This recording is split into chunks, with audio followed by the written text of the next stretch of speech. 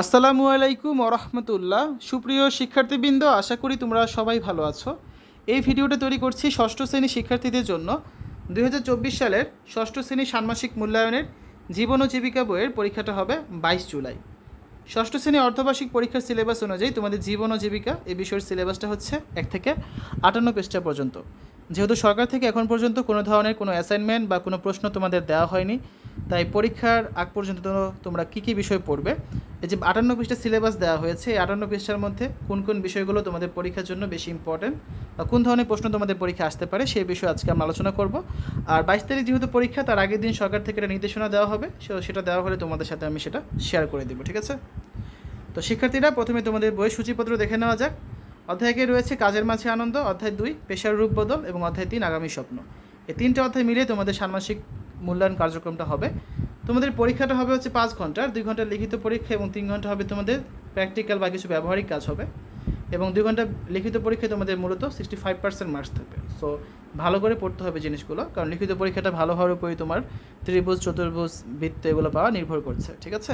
তো ভিডিওটা ভালো করে দেখো, আশা করি তোমাদের ভালো একটা প্রিপারেশন নেওয়া হবে। দেখো, প্রথমে অভিজ্ঞতা 1, কাজের মাঝে আনন্দ। এখান থেকে যে কাজগুলো করতে হবে, ছক 1.1, ছক 1.2 এবং 1.4 পূরণ করতে হবে।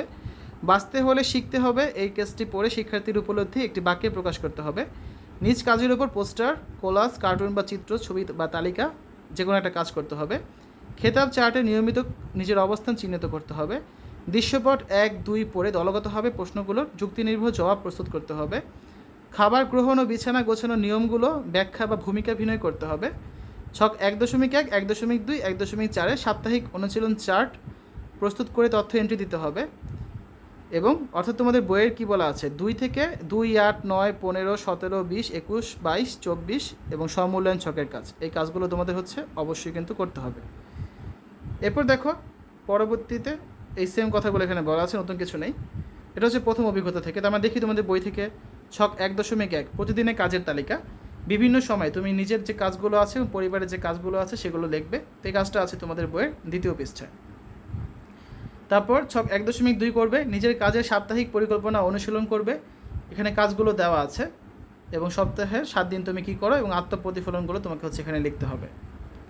এটা রয়েছে তোমাদের বইয়ের 8 পৃষ্ঠায়। তারপর ছক 1.3 আছে, পরিবারের কাজের সাপ্তাহিক পরিকল্পনা অনুশীলন। এই ছকটা পূরণ করা শিখতে হবে তোমাদের। ছক 1.4 সাপ্তাহিক কাজের অনুশীলন ও প্রতিফলন, এই ছকটাও শিখতে হবে। এটা রয়েছে তোমাদের বইয়ের 15 পৃষ্ঠায়, ঠিক আছে?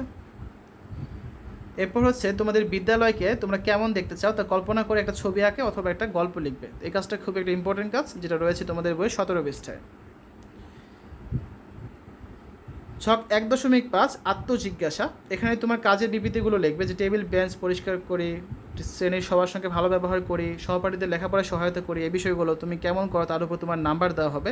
তার ভিত্তিতে তুমি কত পাচ্ছ সেটা হচ্ছে বিবেচনা করা হবে, ঠিক আছে? এবং সেই অনুযায়ী তোমাকে খেতাব দেওয়া হবে, কত পেলে কত এখানে বলা আছে। এই কাজটা তোমরা করবে, যেটা রয়েছে তোমাদের বইয়ের 20 পৃষ্ঠায়। আমার বিদ্যালয় আমার ভালোবাসা দেয়ালিকার জন্য নিজের কথা লিখবে। এখানে কিছু কথা লিখবে যেগুলো তোমাদের বিদ্যালয়ে যে দেয়ালিকা তৈরি করা হবে সেখানে কিন্তু এগুলো রাখা হবে কথাগুলো।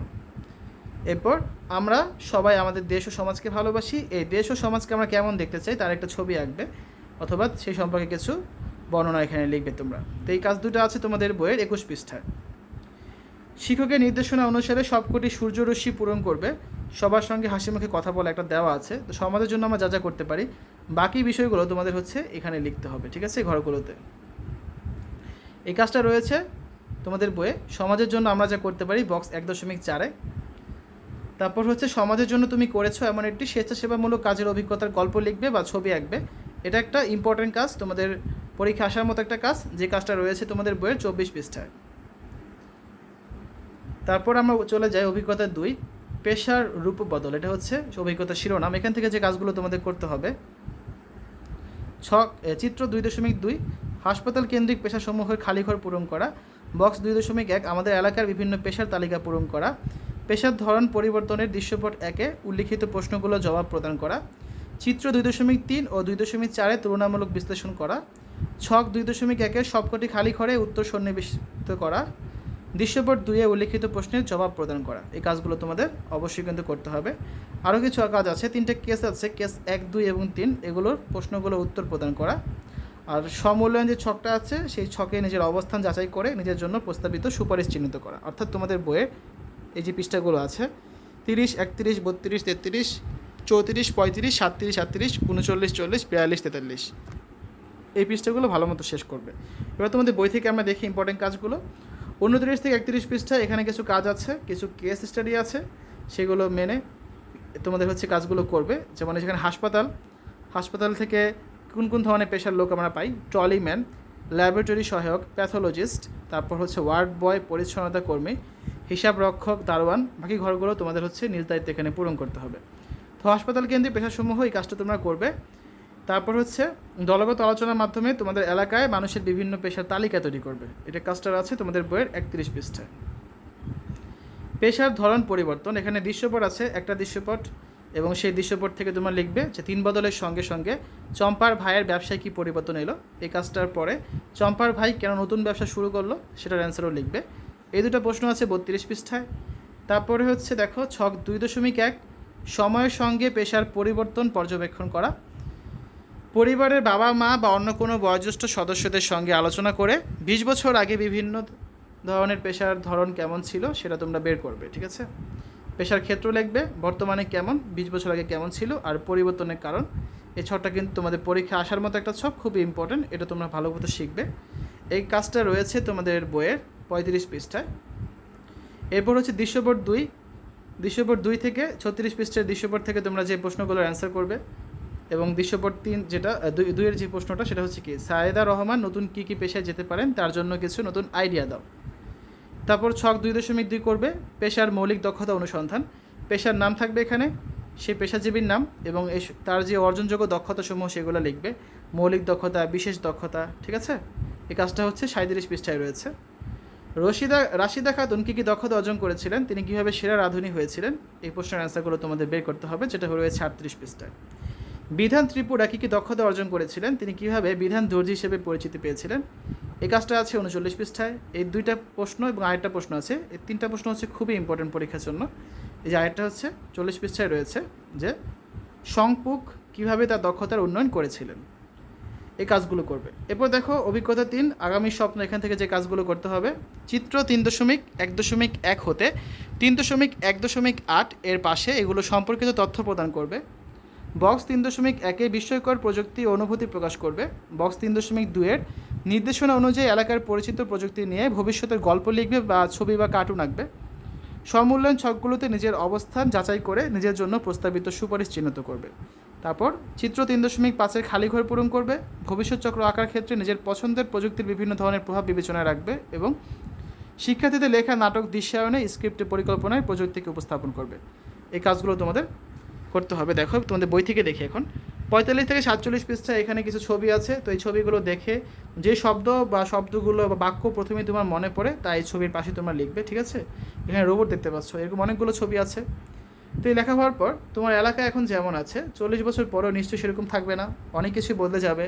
হয়তো অনেক কিছুই যন্ত্রের দখলে চলে যেতে পারে, অথবা এমনটা নাও হতে পারে। তো 40 বছর পর তোমার এলাকার প্রত্যাশিত ভবিষ্যৎ কী হতে পারে তা নিয়ে তুমি একটা গল্প লিখবে বা একটা ছবি আঁকবে এবং সেই অ্যান্সারটা তোমাকে এখানে লিখতে হবে। এটা হচ্ছে তোমাদের একটা ইম্পর্টেন্ট কাজ। এই কাজটা রয়েছে তোমাদের বইয়ের 52 পৃষ্ঠায়। এবার তোমার ইচ্ছা মতো একটি ভবিষ্যতের প্রযুক্তি বাছাই করে নিজের মতো করে একটি ভবিষ্যৎ চক্র আঁকো। এক্ষেত্রে বইয়ে যে ভবিষ্যৎ প্রযুক্তিগুলো আছে সেখান থেকে বাছাই করলেই বরং বেটার হবে। তো এই কাজটা রয়েছে তোমাদের বইয়ের 56 পৃষ্ঠায়। ঠিক আছে, তারপর এখানে দেখো একটা কাজ আছে, চালকবিহীন গাড়ি। এই যে আমাদের যে ভবিষ্যৎ প্রযুক্তি নির্ভর করে একটা গল্প লিখতে বলা হয়েছে না, এই যে ভবিষ্যৎ চক্র আঁকতে বলা হয়েছে, সেটা কীভাবে আঁকতে পারো তার জন্য এখানে একটা সহায়তামূলক ভবিষ্যৎ চক্র এঁকে দেওয়া আছে। যে চালকবিহীন গাড়ি, এখান থেকে হচ্ছে কি চালকদের চাকরি চলে যাবে, যার ফলে তাতে বেকারত্ব বাড়বে এবং চালকদের অন্য চাকরি খুঁজতে হবে। তারপর রাস্তায় দুর্ঘটনা কমবে, যার ফলে মানুষ আরও বেশি বাঁচবে। এরপর হচ্ছে কি শহরে ট্রাফিক জ্যাম কমবে, এর ফলে মানুষ আরও বেশি কিছু করতে পারবে, মানুষের সময় বাঁচবে। নতুন গাড়ি পরিচালনার জন্য নতুন পেশার সৃষ্টি হবে, ফলে নতুন প্রশিক্ষণ কেন্দ্র চালু হবে, যার ফলে বেকারত্ব কমবে। এবং এভাবে করে তোমরা হচ্ছে ভবিষ্যৎ চক্রটা পূরণ করবে। ঠিক আছে, তো শিক্ষার্থীরা এতক্ষণ আলোচনা করলাম ষষ্ঠ শ্রেণীর ষান্মাসিক মূল্যায়নে জীবন ও জীবিকা বইয়ের অর্ধবার্ষিক পরীক্ষার সিলেবাস থেকে কোন কোন বিষয়গুলো তোমাদের ভালো মতো পড়তে হবে পরীক্ষার জন্য এবং কোন ধরনের প্রশ্ন পরীক্ষা আসতে পারে সেই বিষয় নিয়ে আজকে আলোচনা করেছি। আশা করি ভিডিওটা তোমাদের কাছে ভালো লেগেছে। সবাই হচ্ছে এই ভিডিওতে যে বিষয়গুলো দেখালাম সেগুলো ভালো মতো প্রিপারেশন নাও, ভালো করে পড়তে থাকো। আশা করি তোমাদের পরীক্ষার জন্য খুব ভালো একটা প্রস্তুতি তোমরা নিতে পারবে, ঠিক আছে? আর পরীক্ষার আগে নির্দেশনা দেওয়া হলে সেটা তো আমি শেয়ার করে দিব, তখন সেটা দেখে তোমরা আরও ভালো মতো নিজেদের প্রস্তুতি নিতে পারবে। তো শিক্ষার্থীরা আজ এখানে বিদায় নিচ্ছি। আল্লাহ হাফেজ।